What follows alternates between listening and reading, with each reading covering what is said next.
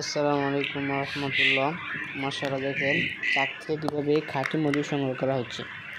প্রতিনিয়ত আমাদের অভিজ্ঞ মোয়াল টিমদের মাধ্যমে আমরা প্রত্যন্ত পাহাড়ি অঞ্চল সহ এবং গ্রাম অঞ্চল থেকে এই চাকের খাঁটি মধুগুলো আমরা সংগ্রহ করে থাকি।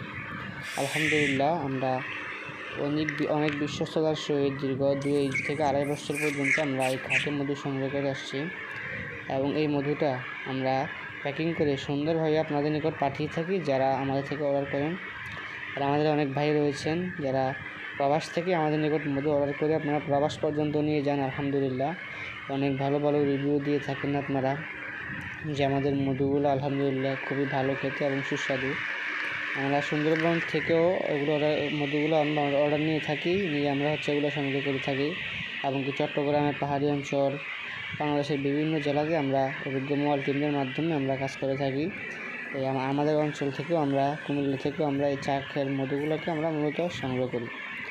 আর মধু সকল রোগের জন্য এটি ওষুধ। আল্লাহ তাআলা এটির মধ্যে রোগের আরোগ্যতা রেখেছেন, তাই প্রত্যেকটা পুরুষের উচিত প্রতিনিয়ত খাঁটি মধু সেবন করা। খাঁটি মধু শরীরের জন্য কতটা উপকার এটা যারা না খায় আসলে তারা বিষয়টা বুঝবে না।